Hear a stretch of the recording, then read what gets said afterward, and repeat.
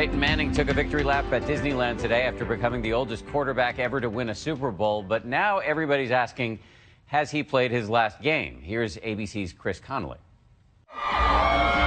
And on the day after, Peyton Manning went to Disneyland. The game, the celebration after, being here today, all makes for a very special 24 hours. The 24 hours that began a few hundred miles north in Santa Clara, California, at Levi's Stadium. You know, where Beyonce was. Peyton Manning may be no stranger to electrifying performances. By his standards, Super Bowl 50 was not one of them. Ball's out of his hand. His Denver Broncos set a new low for fewest yards gained by a winning team. And it's Ely who gets to him. But so what? He's the oldest quarterback ever to lead his team to a Super Bowl victory. The underdog Broncos beating Cam Newton's Carolina Panthers. Hits the pass to Fowler. But was that the last pass the 39-year-old Manning will ever throw? Speculation about Peyton's retirement heating up after he spoke these words 2 weeks ago to Patriots coach Bill Belichick, captured on Showtime's Inside the NFL. Hey, listen, this might be my last rodeo, so it sure has been a pleasure. So was Manning's second Super Bowl victory his last rodeo, or just the latest ride in a Hall of Fame career? You know, I'll take some time to reflect. I got a couple of priorities first. I want to go kiss my wife and my kids. I want to go, hug my family. I'm going to drink a lot of Budweiser tonight, Tracy. I promise you that. And so after the cheers and the beers, the good times still rolling. Magisterial on the field, on message off it. Peyton Manning has been pro football's pluperfect ambassador, the NFL's great entertainer. There's always going to be consistency out of Peyton Manning. His professionalism says a lot about who he is and what he's done for the National Football League. Manning going this side. Week after week for 18 seasons with the Indianapolis Colts and then with the Broncos, orchestrating the thrilling moments that have sustained the sport's popularity, like the Colts Super Bowl 41 win in the rain.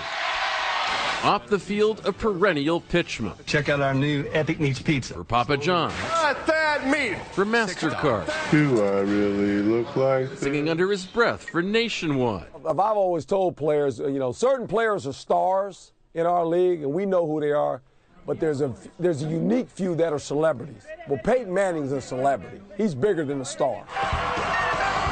Even crossing over on Saturday Night Live, showing a true performer's comic gifts. Now, I'll kill a snitch. I'm not saying I have. I'm not saying I haven't. You know what I mean.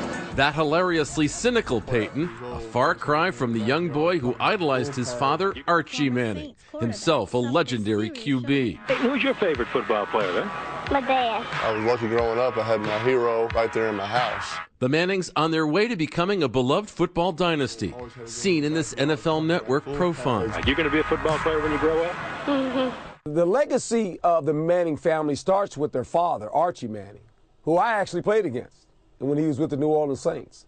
He wasn't on a very good football team, but he was an excellent quarterback. The apple doesn't fall far from the tree. And I've always said this, good soup-like character made at home.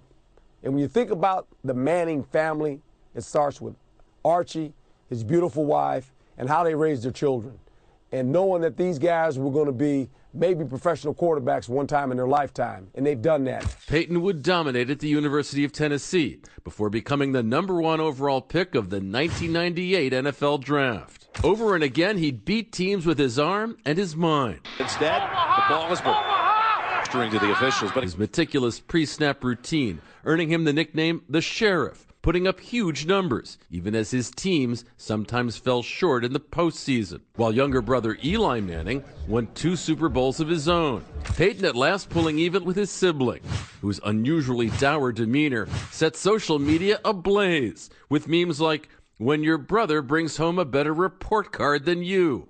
Peyton's own high-flying career has hit the occasional air pocket, teased for his notorious Manning face during losses, and worse, his body taking a beating, undergoing multiple surgeries in 2011 for what threatened to become a career-ending neck injury. The doctors and I have been in good constant communication, and we're on the same page. Everything they're saying, though, is everything's right on point, everything looks good, that I'll be cleared and ready to go. So that's encouraging to me.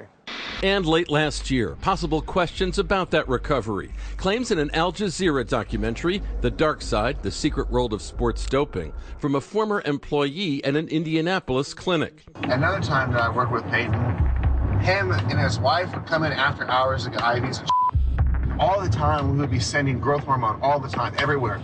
Manning vigorously denying any assertion that he used HGH. I think I rotate Lisa between being angry, furious, on and on, but disgusted is really how I feel, sickened by it.